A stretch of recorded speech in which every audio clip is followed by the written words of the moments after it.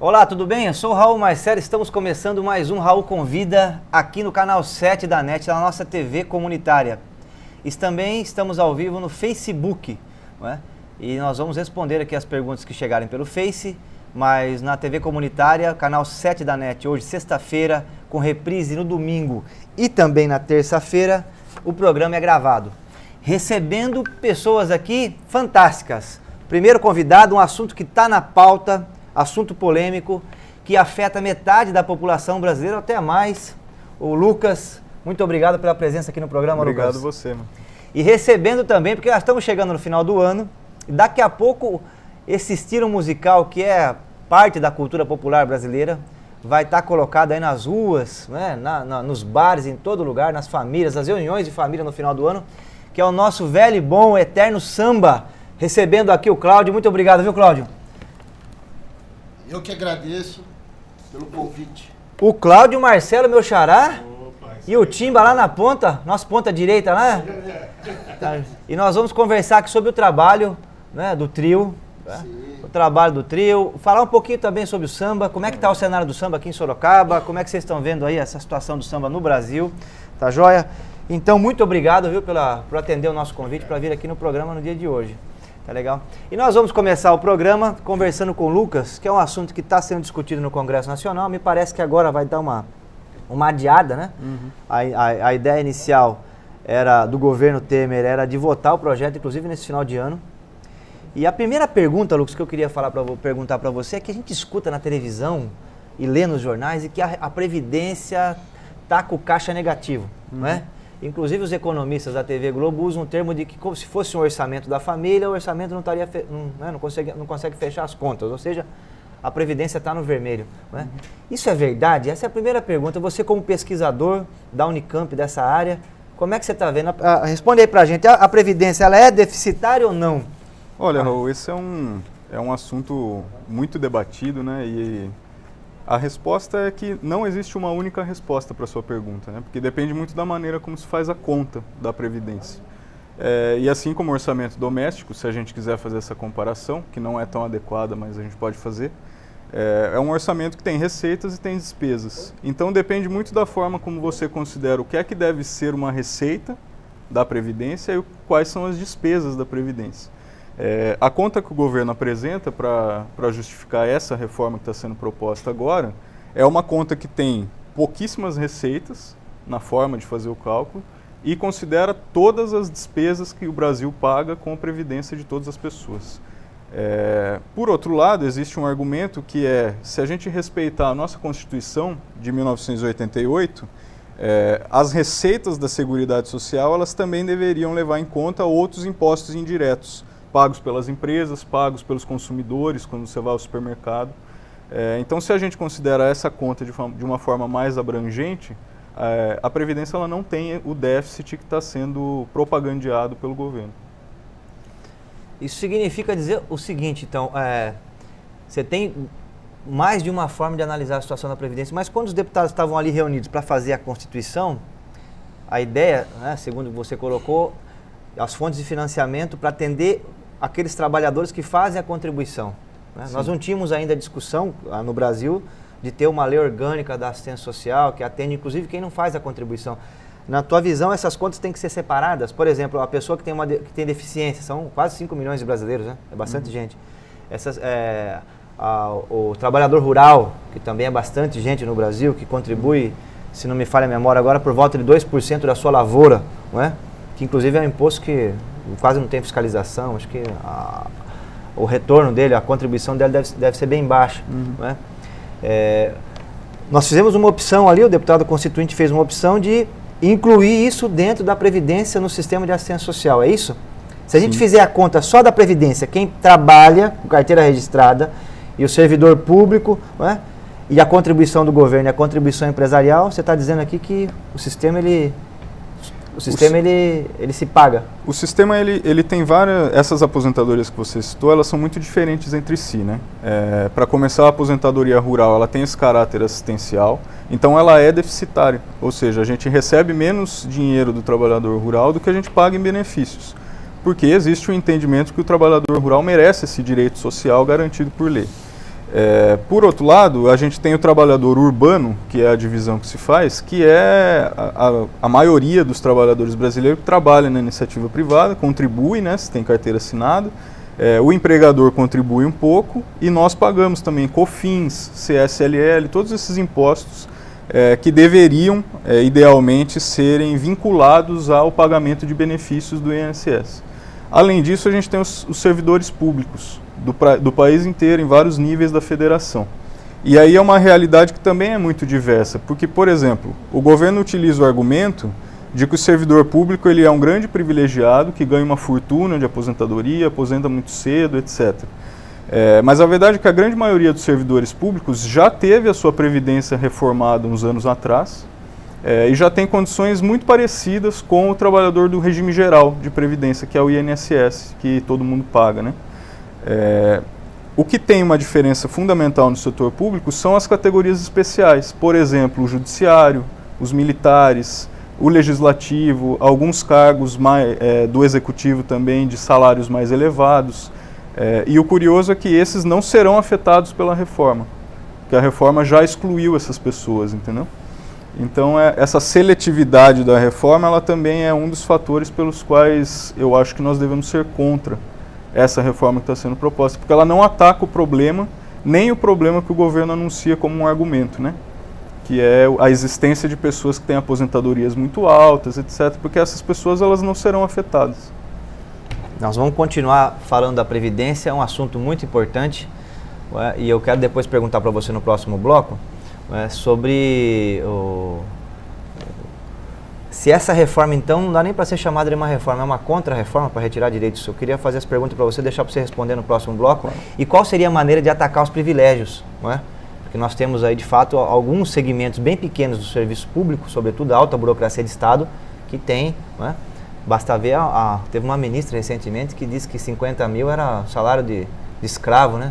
Puxa vida, então, de fato, nós temos uma situação aí complicada que precisava... Se eu queria fazer essa pergunta para você, no próximo bloco você responder para a gente se a Previdência precisa ser reformada ou não e como é a forma, se você já pensou isso, você que tem estudado esse tema, qual é a forma de melhorar o nosso sistema previdenciário numa ótica assim para beneficiar a população brasileira como um todo. Mas nós continuamos aqui, nós estamos recebendo também o Cláudio, o Marcelo e o Timba, aqui o trio do samba aqui da cidade de Sorocaba. Muito obrigado pela presença, para dar uma animada aqui no programa.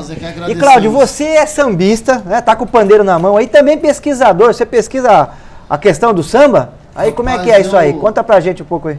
Essa questão da pesquisa, ela deu-se pelo fato quando eu comecei a pesquisar a origem do samba paulista e achei vários documentos e em livros. Tem um livro que se chama Batuqueiros da Pauliceia.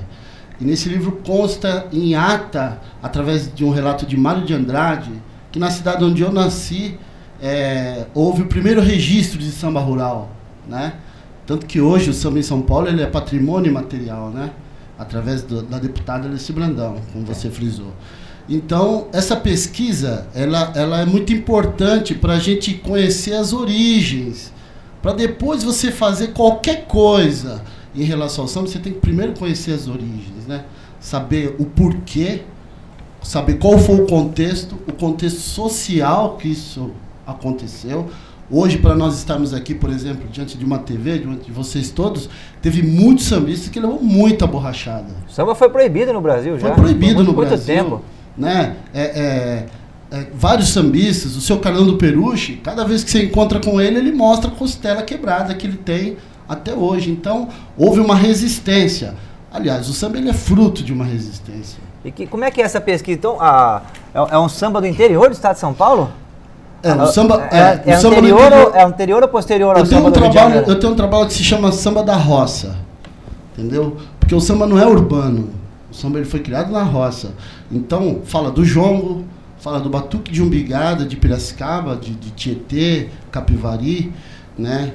Pouca gente sabe, o batuque de umbigada, que é a nossa raiz do samba paulista, usava-se muito o tambor sete léguas, né? A gente até brinca que esse tambor sete léguas, são 50 quilômetros, 7 léguas, né? Para chamar os outros escravos, para se unirem, para conversar, dialogar, dançar, brincar, né? E a gente até brinca que é o WhatsApp da época. Entendeu? Então, partindo desse princípio, e o samba de São Paulo, ele nunca foi muito divulgado, porque a capital do país, na época, no início do século XX, era Rio de Janeiro, então tudo chegava no Rio de Janeiro primeiro. E São Paulo trabalhava, né? Entendeu? Então, hoje você encontra muitos compositores, muitos novos sambistas, porque sambista é diferente, é um conceito. Entendeu? Adoniran Barbosa, Demônios da Garoa, como é isso aí? O Adoniran Barbosa, ele foi algo surreal. Tanto que ele é reconhecido no Rio de Janeiro, no Brasil todo. Por quê? Porque ele nunca mudou a sua própria expressão, né? Em termos de diálogo, de samba, de batida rítmica, ele não mudou. Porque, por exemplo, se você pegar hoje, muitos dos sambistas, ele ainda carrega dentro de si uma linguagem carioca, que é uma linguagem que foi criada pelo Ismael Silva em 1928. Isso que você ouve de samba hoje foi criado, essa divisão rítmica é dele. Até então era machixe, né? Pelo telefone era um samba machichado, né? E aí o Ismael, junto com o Bide, com o Marçal, ali no Estácio, eles criaram essa divisão rítmica. E o samba, esse samba rural que a gente fala que é o samba de bumbo de Pirapora, o samba de bumbo de Pirapora, de Campinas, de Santana de Parnaíba, né? E também esse tem é mais Adoniran, o Adoniran é o intérprete. Então, o Adoniran, ele tem a linguagem ruralista, por exemplo, quando ele fala arroz, um feijão e um torresmo à milanesa, entendeu? Vamos almoçar sentado na calçada. Então ele usa... Somos nós, é o R dobrado. É o R dobrado, somos nós, entendeu? Então ele não fugiu dessa origem dele. É linda, né? E isso aí é algo que o próprio carioca, eles valorizam muito isso, essa identidade, né? Pô, mas que legal, hein? E o que vocês prepararam aí pra gente aí no... Pessoal, deixa eu só fazer um registro aqui. Se tiver alguém querendo entrar em contato com o programa, tem o zap aqui, o zap do programa. Eu quero que depois, Cláudio, você deixe o telefone de contato aí do trio, tá? Sim, é um trio, deixar... né? Como é que é? Você se apresenta com mais gente? Eu, quando você formalizou o convite, eu tomei a liberdade... o rapaz tinha feito contato, porque ele me viu no Depois Bar com os meus amigos, um grupo que eu participo, que chama-se Firma o Ponto. Entendeu? A gente canta samba de terreiro e tal. E o pessoal do Firma o Ponto não podia também comparecer pelo horário. E aí, sambista valoriza muito os sambistas, aquele que militam na cidade, que faz a resistência. Aí eu chamei o pessoal do Semente do Samba, entendeu? Lá da Vila Fiore, tem uma união aí, tem um fortalecimento. A Vila Fiore, Atenas e Sorocaba. Isso. Os dois principais filósofos de Sorocaba é da Vila Fiore. Da Vila Fiore, né? O Olival e o Edicinho. Os dois professores antigos, o Olival falecido, né? O Edicinho. Acho que a primeira cátedra de filosofia da FAF, ele que tocou durante muitos anos ali, tem os principais cursos de filosofia, Atenas. E Terra do Samba também. Então, Terra do Samba. E aí eu representando então aqui tem uma junção aí. Do samba.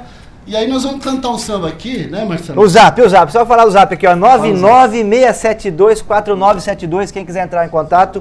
E o pessoal que está acompanhando pelo Facebook, muito obrigado. Só mandar as mensagens aqui, que a gente responde e eu passo pro pessoal que está aqui com a gente hoje.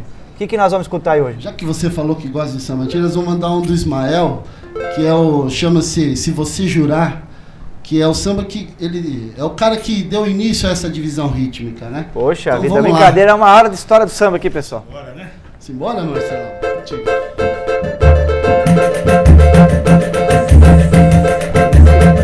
Se você jurar que me tem amor, posso me regenerar,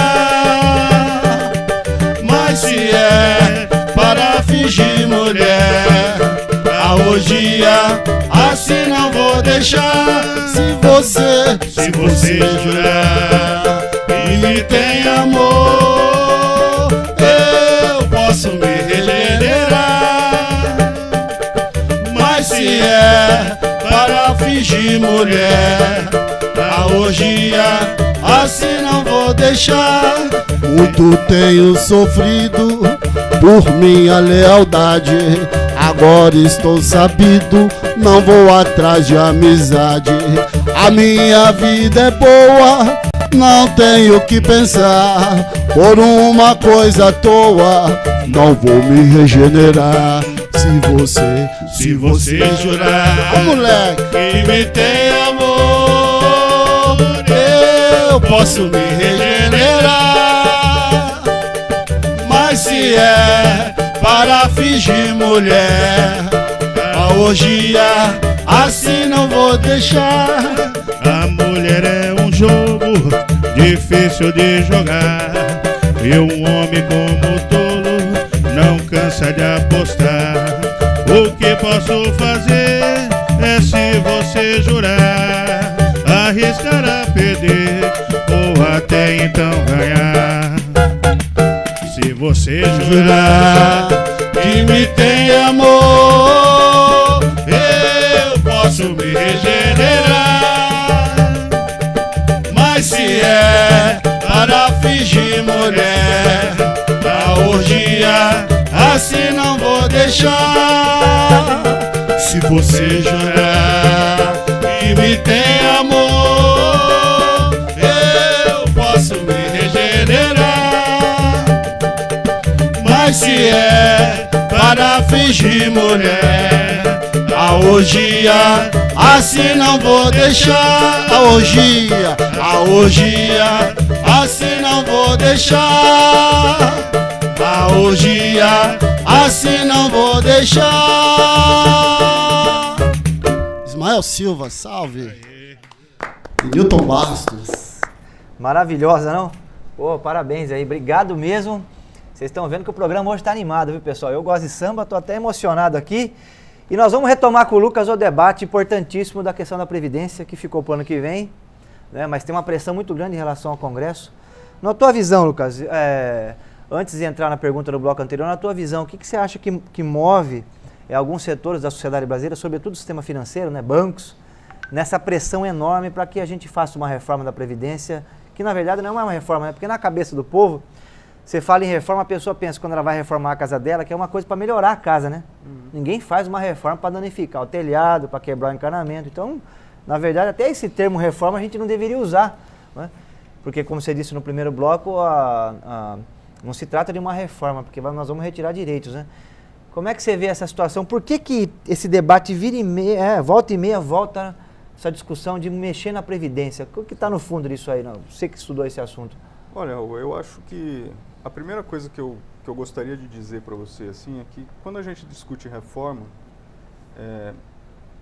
eu acho que existe um consenso de que a Previdência é um assunto extremamente complicado. Ela traz coisas do passado que estão dentro do sistema previdenciário, que precisam ser alteradas, precisam ser rediscutidas, precisam ser compreendidas pela população que não necessariamente sabe como é que funcionam as regras. Então existe um consenso de que a Previdência precisa de reformas. Eu acho que ela precisa de reformas, talvez você como parlamentar ache que ela precisa de reformas. Então o que a gente está dizendo aqui é, nós somos contra esta reforma. Nós não somos contra não mexer nunca mais na Previdência. Fala um ponto que você acha que é um ponto fundamental.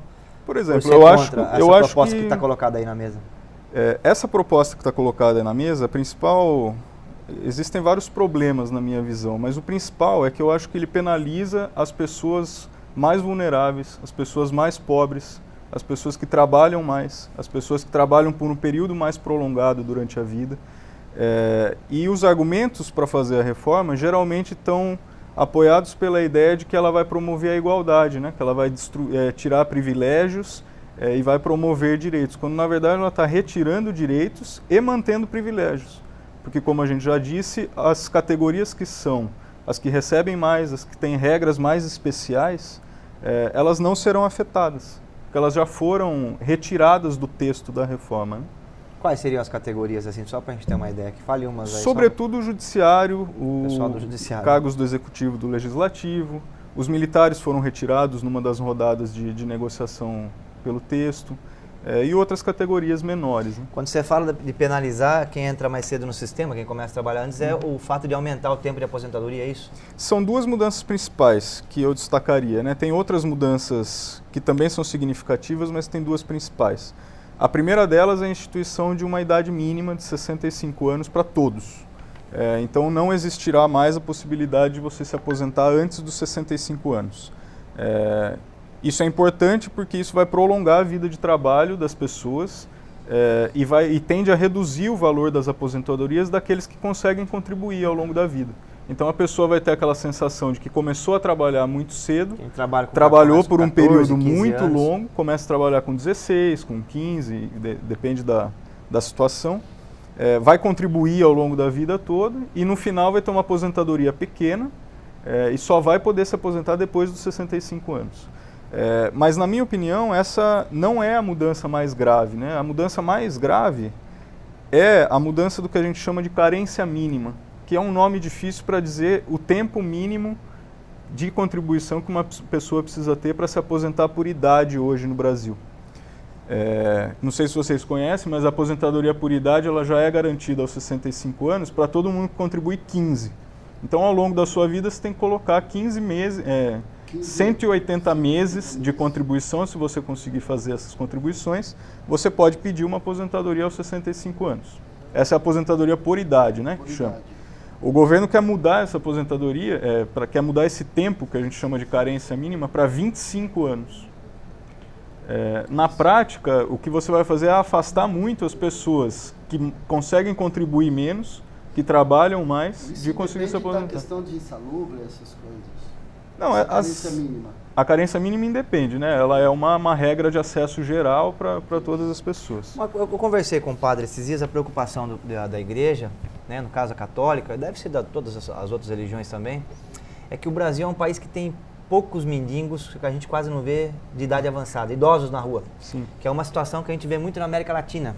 Né? Você vê no Chile, o grosso da mendicância são pessoas de idade, né? No Paraguai também, na Bolívia. E aqui no Brasil, você não vê idoso no semáforo, por conta do sistema previdenciário nosso, que acaba tendo uma atenção. Sim. Você acha que corre risco de a gente ter? Essa era uma preocupação, inclusive, da igreja, quando eu participei de uma reunião para discutir esse tema. Eu acredito que sim. Se você, hoje, né, nos últimos, vamos dizer assim, 20 anos, se você pega as pesquisas do censo, por exemplo, e você estabelece todas as linhas de pobreza extrema, e qualquer indicador desse tipo que você queira construir, o que a gente vê, quando a gente faz a divisão por idade, a gente vê que crianças e idosos estão mais protegidos dessas situações extremas do que o resto da população. Por uma razão muito simples, os idosos eles têm acesso à previdência ou à assistência social, ao benefício de prestação continuadas, o LOAS, ou qualquer outra modalidade de aposentadoria, e as crianças estão protegidas, sobretudo pelo Bolsa Família, pela expansão que o Bolsa Família teve nos últimos anos. Então, estatisticamente, você vê que a incidência dessas situações nesses dois grupos de idade é muito menor do que no miolo, né, que são as pessoas, nos jovens e nos adultos que ainda não são idosos. Obviamente, se eu estou fazendo uma reforma cuja consequência deve ser dificultar a aposentadoria das pessoas, inviabilizar o acesso, reduzir o valor dos benefícios, obviamente eu vou ter que monitorar se a pobreza na velhice, por exemplo, ela vai voltar a acontecer. Ou se a gente vai convergir para países da América Latina, por exemplo, que tem essa situação diferente da nossa hoje. E a situação etária no Brasil está mudando, né? O percentual de pessoas idosas, cada dia que passa, cresce mais. Vai aumentar. Nós estamos vendo agora um boom de uma geração imensa aí de jovens, né? Isso vai se alterar no longo prazo, uma questão muito importante. Depois a gente volta contigo, que eu queria te fazer a pergunta de que nós temos que mudar no sistema de financiamento, que é uma pergunta que se faz para a gente ter uma previdência de fato. Na sua cabeça, como é que funcionaria o sistema de contribuição? A gente tem que manter ele ancorado no trabalho, porque o problema de fôlego é o seguinte: nos anos 80 a gente tinha 50 mil trabalhadores na Volkswagen. Hoje tem 15 mil e produz 3 vezes mais. Nos bancos, por exemplo, a gente tinha um exército de servidores bancários, né, de funcionários dos bancos. Hoje as pessoas fazem as coisas tudo de forma eletrônica, quase não tem mais gente que vai no banco. Antigamente você precisava para pagar uma conta ir no banco. Então a gente tem um processo tecnológico que está desempregando, é uma questão estrutural essa. Né? Então como que você pensa no longo prazo a estruturação do sistema previdenciário? Você acha que tem que ser na contribuição do trabalhador ou nós devemos mudar as fontes de financiamento? Queria que você pensasse e deixasse para o próximo bloco. Claro. Eu quero retomar aqui, pessoal, nós estamos recebendo, além do Lucas, especialista aqui em Previdência, né, estudioso da Unicamp, né, tem estudado esse tema, Nós estamos recebendo aqui o Cláudio, o Marcelo e o Timba, que são aqui os sambistas da cidade de Sorocaba. E nós estamos recebendo para conversar um pouco sobre o cenário do samba. Cláudio, você, o Timba e o meu xará e o Marcelo, como é que vocês estão vendo o cenário do samba aqui em Sorocaba hoje? Né, nós temos aí os irmãos Pereira, né? Tem bastante gente fazendo samba aqui de qualidade. Como é que vocês estão vendo essa situação? Tá bom o cenário do samba? Né? Precisa melhorar bastante? Como é que tá isso aí? Eu acho que o cenário do samba, essa é a minha opinião pessoal. Eu vejo ele extremamente... ele está aquecido em termos de material, compositores, né? Que até pouco tempo não tinha. Sorocaba, pelo menos no que eu lembro, eu moro aqui já há alguns anos, desde 2000, né? E eu não lembro uma referência de sambistas, de compositores que versavam inclusive sobre a cidade, né? Porque se você for analisar, o Rio de Janeiro ele tem um lado corporativista. Ele versa sobre os bairros. Zé do Caroço é praticamente o hino ao Rio de Janeiro. É o Rio de Janeiro, entendeu? É da Alessi Brandão, esse aí tem uma história linda, essa música. E aqui o que nós iniciamos, eu falo nós, porque todos nós iniciamos esse movimento de samba para compositores e para versos na cidade, para que isso pudesse aquecer esse sistema entre sambistas mesmo, para criar para você ter uma velha guarda, por exemplo, entendeu? Você não tem uma velha guarda ativa no samba, que defenda a bandeira, que seja uma referência. E locais para apresentação? Como é que está hoje em Sorocaba? Isso é quase nulo. Tá pouco? Não tem quase nada. Por quê? Você falou Bar Depois? O Bar Depois, eles ainda fomentam, mas depois são poucos, é muito antigo, e como tem uma linguagem... Tem um bloco de samba ali, Isso, tem um bloco de samba. Eles têm uma linguagem artística, eles têm uma maneira artística de conduzir o bar, então eles abrem espaço para todo quanto é tipo de movimentação cultural. Então o samba está inserido. Praticamente toda sexta-feira, o Firmo Ponto, ele se apresenta lá, pelo menos uma vez por mês e tal. Então o que acontece? Quando você fala em samba, hoje em dia, a maioria das pessoas que são leigas no quesito, elas veem o samba como música só. Então, como música, ele se torna algo comercial. Como comércio, ele só entra no conceito do pagode, porque você não vai pôr no bar alguém falando de samba e um monte de intelectuais envolvidos ali. O cara pensa no lado financeiro. Então, vamos meter um pagodão lá que vai colocar a casa cheia e vai resolver o problema. Então, o pagode, que a gente chama de pagode midiático, ou samba pop, que esse era para ser o nome do pagode, né? Isso existe aqui em São Paulo. Porque no Rio de Janeiro, se você chegar lá, me leva num pagode, o cara vai levar você numa roda de samba. Sim. Me leva num samba, o cara vai te levar pra quadra. Entendeu? E aqui não. Então, aí cada vez mais, você que faz esse samba na linguagem, porque o pessoal tem uma mania de rotular. E aí rotula o samba raiz como samba antigo. Não, não é um samba antigo. Ele é atual, é a linguagem, é a maneira que você toca o cavaquinho, entendeu? É a maneira que você bate o pandeiro, é a maneira que você bate um surdo, um tantão, uma timba. Isso vai denotar o que é o samba raiz, entendeu? Tanto que a gente aqui somos compositores também, entendeu? Sinal de Paz, como é que surgiu essa música aí? Porra. É uma música bacana demais, hein? Sinal de Paz ele veio de uma história composição? Muito triste, né? Porque recentemente nós fizemos um evento, juntamos as comunidades aí, Semente do Samba e o Panela do Samba, e aí criamos a Feijoada das Comadres. E quem dirigiu a feijoada foi minha mãe, no caso. Poxa, e no dia da festa ali, dançando, ela infartou. Mas não veio falecer, graças a Deus. E minha mãe sempre foi muito medrosa, ela morre de medo de morrer, entendeu? Morre de medo. Então, quando ela estava na UTI, ela ficou uma semana na UTI, e eu fiquei olhando, né, para ela naquele momento ali, falei, putz, mas a morte é uma passagem, a gente não tem que ter tanto medo assim. Nós estamos aqui para evoluir, para melhorar, não precisa ter tanto receio, né? E aí surgiu a ideia de escrever essa letra, e aí depois, eu sou uma pessoa que eu não sou muito egoísta, tem sambista que é egoísta. Ele faz, ele não entrega na mão de ninguém. Aí eu falei, pô, vem cá. E eu tenho um amigo mineiro, que ele tem uma veia mineira, aquela coisa mais... Clube da Esquina. Clube da Esquina, aquela coisa mais sentimental. Eu falei, João, tô te passando a letra com a melodia, você harmonize pra mim e pode mexer nessa questão da melodia de alguma forma, mas pelo amor de Deus, não tire a essência do negócio. Aí passei pra ele... Tem um toque mineiro nesse samba, tem um tutu no samba? Tem um toque Tem tutu na feijoada aí? Aí eu peguei, você vê, aí nós fizemos a letra, ele se apaixonou também, falou, pô, Claudio, ficou bonito e tal. Aí me mandou no voz e violão. E sai aí, Cláudia Sá? Sai. Sinal de paz, sai aí? O Marcelo é um dos que se apaixonou por isso. Essa música é maravilhosa. O telefone para contato aí, Cláudio, qual que é o telefone? Deixa eu te pôr embaixo no GC aqui. O telefone para contato, no caso aqui do Panela do Samba, para falar também com o Filme Ponto, com a rapaziada toda, é 015, né? 15. É 15, 996 42 7838. Maravilha. Pois o pessoal vai lá, já tá no GC lá já. Maravilha. Do Semente, filho. Telefone também do Semente do Samba aí, quem quiser trabalho do projeto Semente do Samba é 98805-1058. Fala com o Marcelo. Meu homem do cavaco aí, brincadeira, hein? Não é fácil tocar cavaco não. Eu comprei um, tô ralando lá.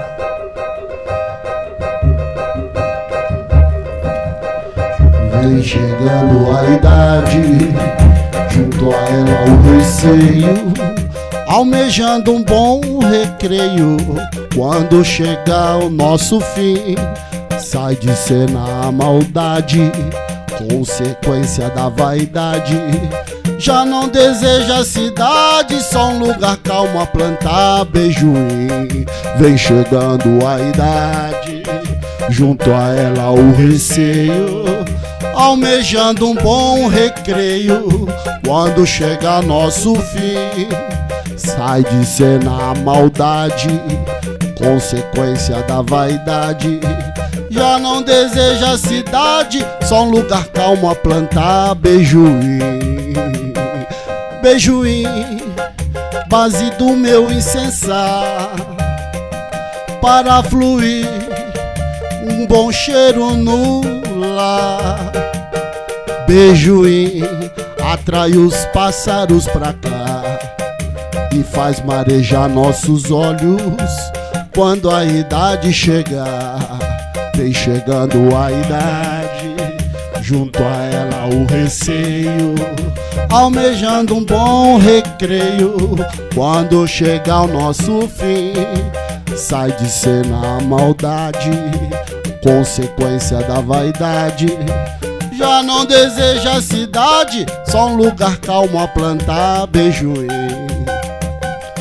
Um sonho, lugar banhado de sol, tristonho quando a cigarra partir.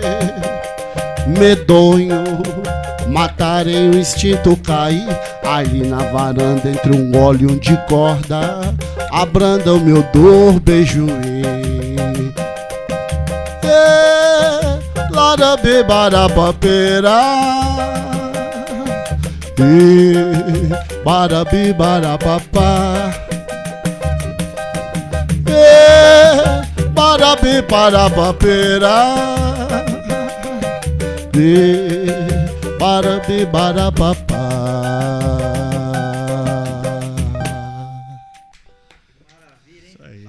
Muito obrigado. Linda. E deixa eu fazer uma pergunta pra você. Quem quiser acessar aí a música, como é que tem um canal no YouTube, Spotify, ainda, como é que é? Ainda não, vai mas sair nós um estamos discão. Programando. Então isso aí é sempre um sonho. Discão, né? agora é só lá no Rio de Janeiro que faz. Agora só. A gente tá aí. Tudo no Zap. Acho que em janeiro nós vamos fazer um vídeo dessa música. Ah, vai pôr no YouTube daí? Aí vamos pôr no YouTube. Então manda pra gente poder disponibilizar aqui. Isso, vamos sim. E agradeço já a oportunidade de poder cantar, né? Parabéns, a música é maravilhosa. Porque eu falo, ninguém vai cantar se não for a gente, pô, a não ser que algum... Põe no YouTube aí que a gente ajuda a divulgar, que tá maravilhosa. Parabéns mesmo. Pessoal, retomando aqui, nós estamos recebendo hoje o Lucas, especialista em previdência. e também o grupo de samba aqui, que na verdade é uma reunião de sambistas, né? É uma Isso reunião aí. de sambistas que nós estamos tendo o privilégio de escutar hoje, né? O Cláudio, o Marcelo e o Timba, o nosso ponta direita lá. Timba, se você quiser fazer algum comentário, você vai ter que tirar o microfone aí do bumbo, viu? Que tá lá embaixo. Então, ou emprestar o microfone do Marcelo, mas fica à vontade também. Se você quiser fazer algum comentário aí sobre... Tá tão compenetrado, rapaz. Ele não é assim, concentrado não. lá. Tá tão... Normalmente ele não é assim, não. Tá bom, maravilha. E nós estamos aqui com o Lucas conversando sobre a Previdência no Brasil, toda essa discussão em relação muda ou não muda a Previdência, faz a reforma ou não faz, que ficou adiada inclusive para o ano que vem, né? E a gente estava conversando com o Lucas e eu perguntei para ele no outro bloco sobre o sistema de financiamento da Previdência, como é que você vê ele hoje, quais são os pontos que você acha que são negativos, né? E como é que você viria para o futuro uma Previdência de fato para atender o povo brasileiro? Ela deveria ter uma fonte de financiamento diferente da que nós temos hoje? Olha, você tocou num ponto fundamental, né? Se você já deu um exemplo, né? Existe uma série de transformações no mundo hoje que está exigindo respostas, mudanças na forma como o sistema previdenciário funciona. É por isso que eu acho que nós devemos ser a favor de reformas, algumas reformas.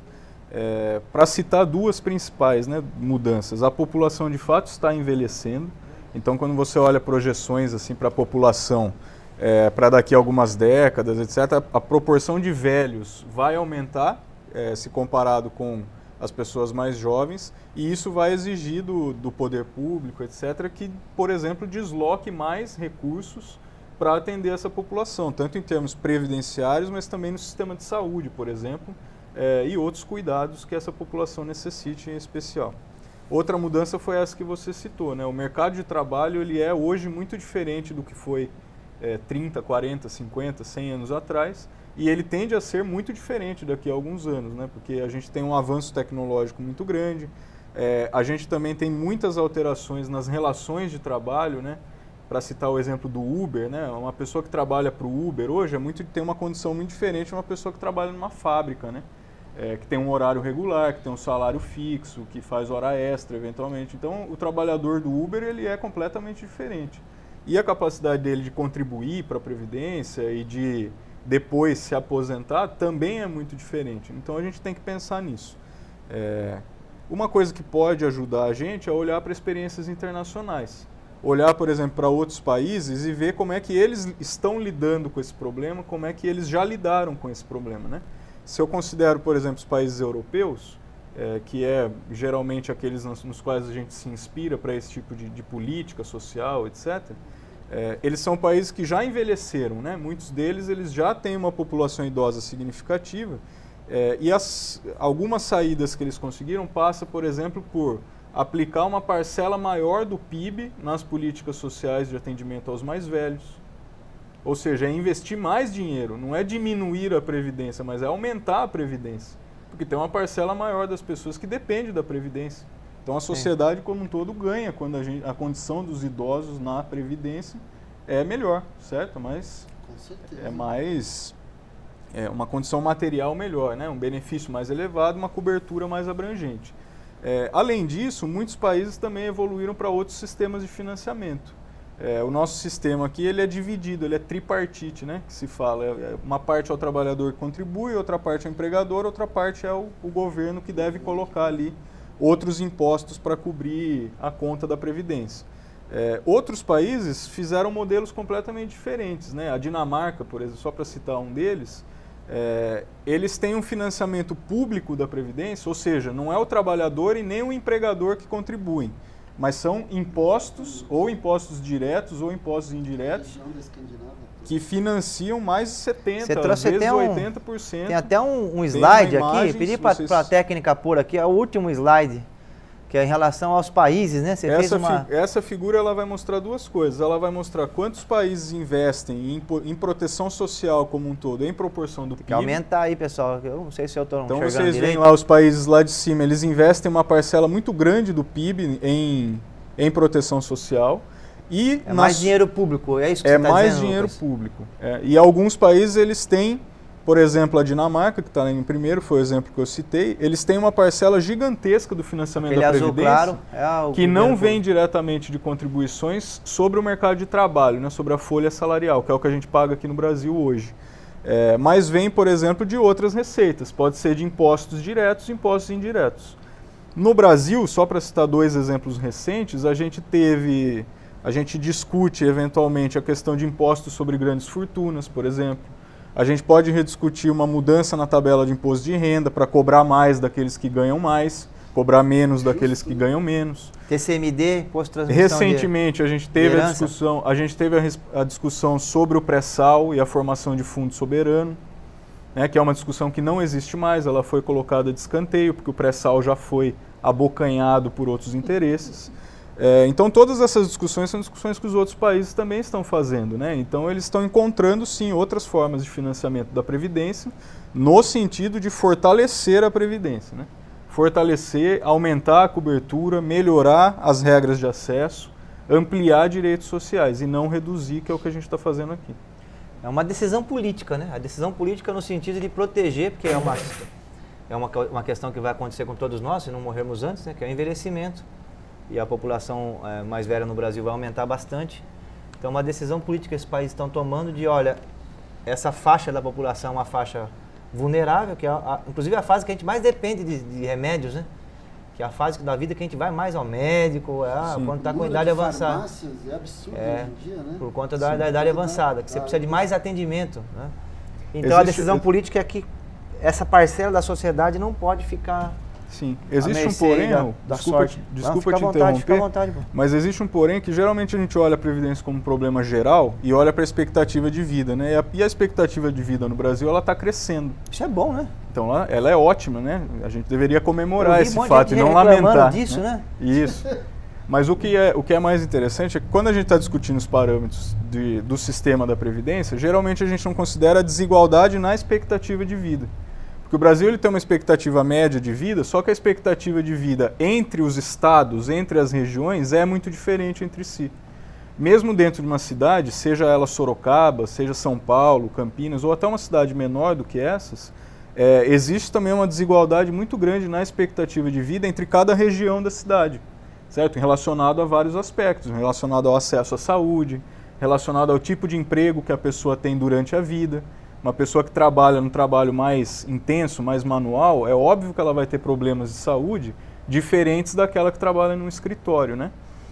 Então isso se reflete também na expectativa de vida. Então quando a gente dificulta o acesso à aposentadoria, a gente também penaliza mais aquelas pessoas que têm uma expectativa de vida menor, que geralmente também são as pessoas mais pobres, as pessoas que trabalham mais, as pessoas que ganham menos. Então também é uma forma de acentuar a desigualdade no acesso à aposentadoria, tá certo? Porque essas pessoas, estatisticamente, elas vão morrer mais cedo. E isso é muito cruel num país como o Brasil, que tem desigualdades enormes, né? Tanto do ponto de vista regional, quanto do ponto de vista urbano, né? Dentro das cidades. Então, essa reforma que está colocada, nós podemos afirmar, então, que não vai melhorar em nada a vida da população. Não. Só vai piorar. Eu diria mais, ela retira direitos, ela piora a vida da população, e mesmo se você concorda com o argumento do governo, qual que é o argumento do governo? Nós não temos dinheiro para pagar a Previdência, certo? O slogan é esse, olha, se nós não reformarmos a Previdência, vai faltar dinheiro. É um argumento terrorista nesse sentido, né? Que quer colocar o terror nas pessoas e deixar a gente com medo de não receber a aposentadoria. Mesmo considerando que eles estão certos, a reforma que está sendo proposta não ataca os problemas principais. Porque a parte principal do que eles chamam de déficit da Previdência está nas categorias especiais que não vão ser alteradas. Que são a parte da burocracia do Estado que tem os super salários. Entre outros, sim. Entre outros. Então, mesmo que a gente faça a reforma, a gente vai penalizar a parte mais prejudicada do sistema previdenciário para economizar um pouco de dinheiro. Mas isso não será suficiente para resolver o déficit que o governo mesmo aponta. Ou seja, ele não resolve, então a gente fica enxugando gelo e a ideia é que a gente tenha que permanentemente ficar fazendo reformas da Previdência. Então, daqui a pouco nesse formato, isso nunca vai ser suficiente. Poxa, Obrigado mesmo pela presença aqui no programa. A gente tem mais uma pergunta para responder no finalzinho ainda, bem rápido. Nós estamos chegando ao fim. Eu quero agradecer muito todo mundo que está acompanhando.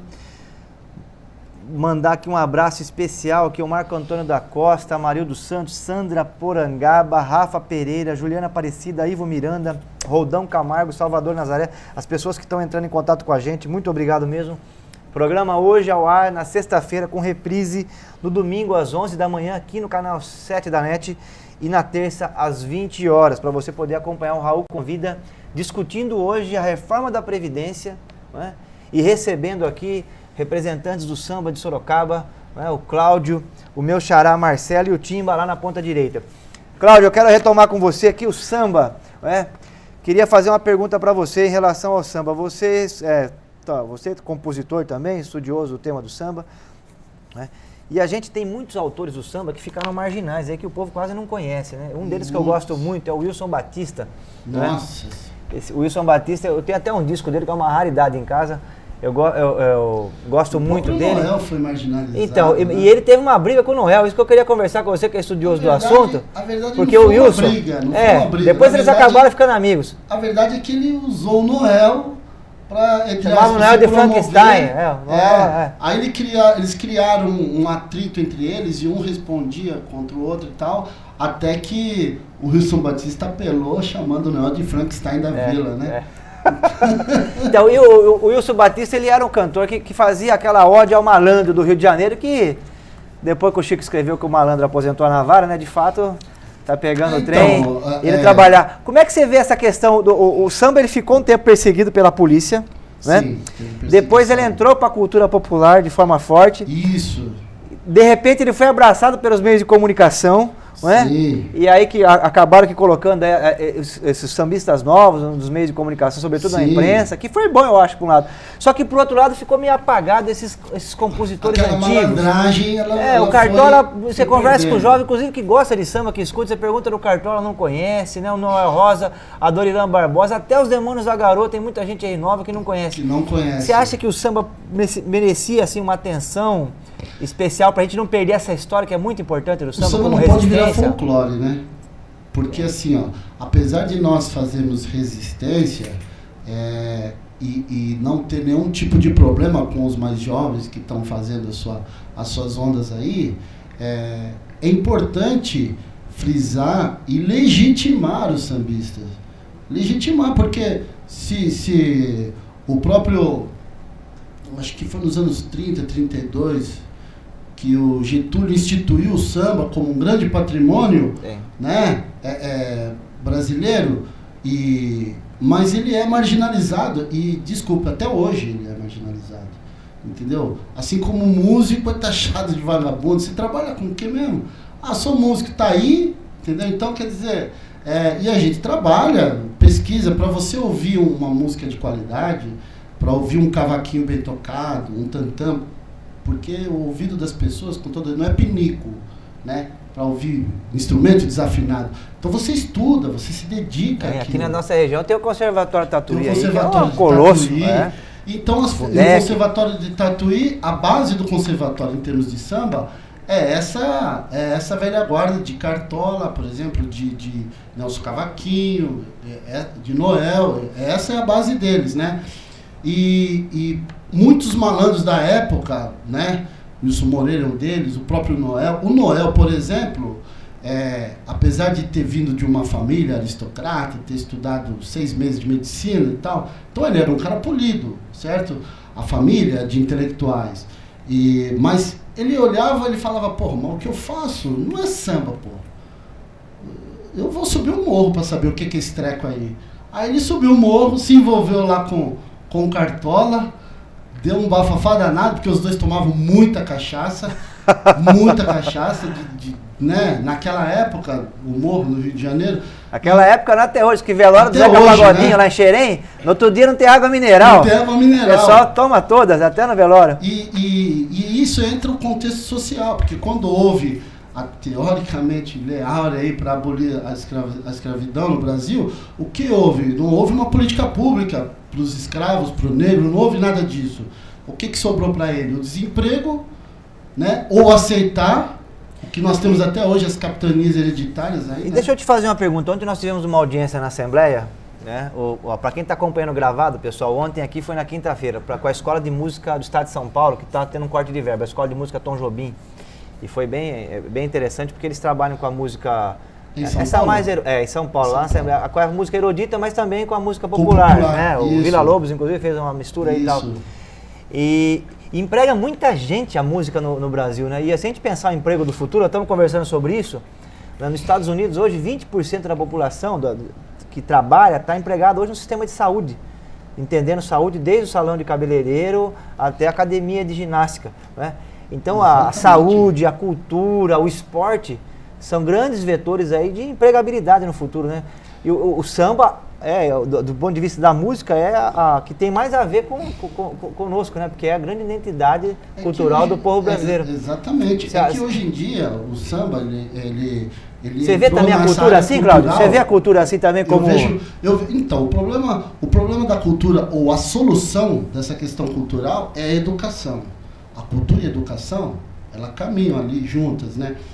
E de repente, para o poder público não é muito viável. Você é chamado aqui para dar palestra em escola sobre o samba aqui em Sorocaba? Como é que é? Porque isso aí era um assunto que era para estar... Então, rapaz, você falou uma coisa pertinente. Eu acabei de aprovar um projeto com a Link, com o meu parceiro, com o Maurício Tocco, né?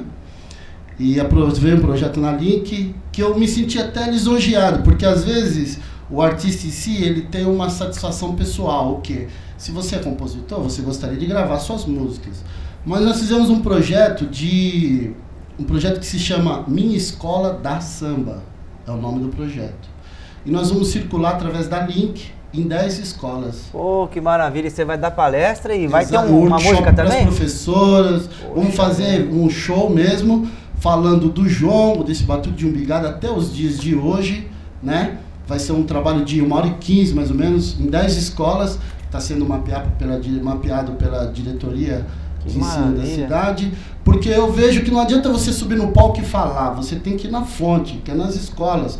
E não precisa buscar 1 milhão de pessoas, você vai mudar a vida de uma ou outra pessoa que se interesse pela arte, pela cultura. Porque o samba hoje, nós estamos mudando esse conceito. Você não vê o cara caindo todo mal alajambrado, bêbado, não tem mais isso. Mas nos rotulam com esse estereótipo, entendeu? E é importante porque faz parte da cultura popular brasileira, reconhecida internacionalmente, né? Reconhecido no mundo lá fora, o samba. Eu tenho um amigo em Paris, por exemplo, que é apaixonado por samba. O cara fala português. Tem japonês no samba. Fazendo samba. Japonês cantando samba é um barato. E não vai longe, viu, Raul? Vou falar uma coisa pra você.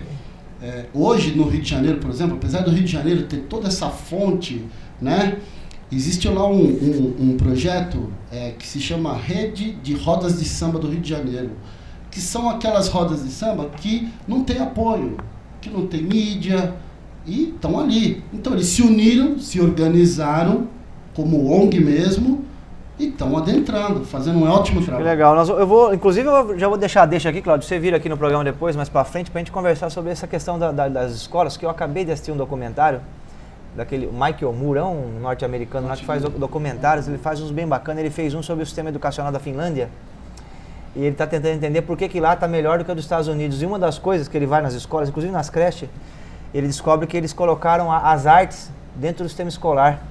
Então, na biologia, na aula de geografia, de história da língua portuguesa, tem música, tem pintura, tem a poesia.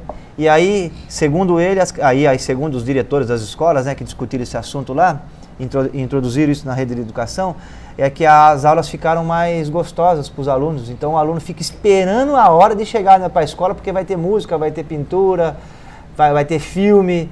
Então, fez um casamento entre a educação, né, vamos dizer assim, formal e a parte artística, que de fato, né, além de ser maravilhoso, poder, né? Preenche a razão da nossa existência, né? É maravilhoso. Então nós vamos conversar com, achei maravilhoso, parabéns você teve o projeto aprovado na Link. Tem um projeto espetacular, parabéns, já fica aqui a deixa para um próximo programa.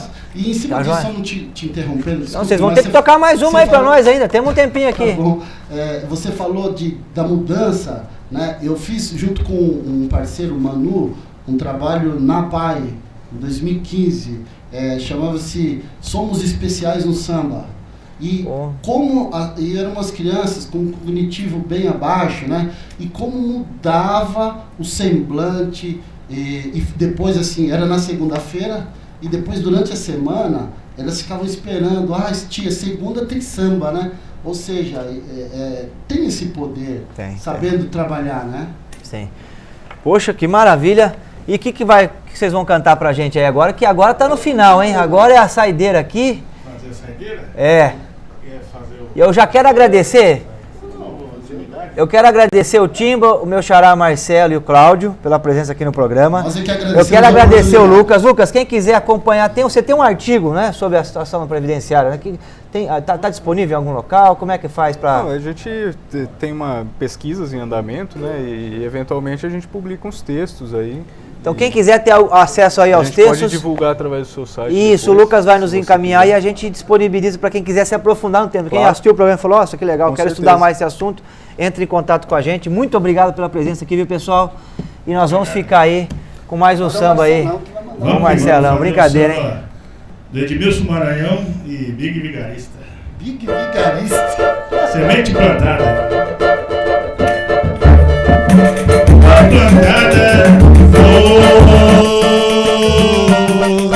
Plantada uma semente nesse ambiente musical. Essa semente plantada eu tenho certeza não será em vão, pois o solo fecundado é o meu coração. Foi plantada, foi plantada uma semente. Aonde, gente? Nesse ambiente musical. Essa semente plantada eu tenho certeza não será em vão, pois o solo fecundado é o meu coração. Terra do banda com paz, samba e poesia, chuva de vento que leva e traz melodia. Na batucada se faz exalar o amor, é o retrato do compositor no dia a dia. Na batucada se faz exalar o amor, é o retrato de um compositor no dia a dia.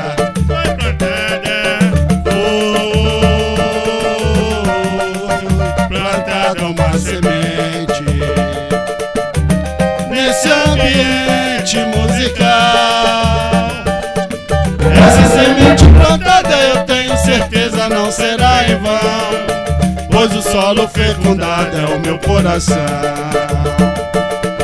Pois o solo fecundado é o meu coração. Pois o solo fecundado é o meu coração. aí. Pessoal, um grande abraço, muito obrigado, fiquem com Deus. Fechou, hein? Ó, cravamos.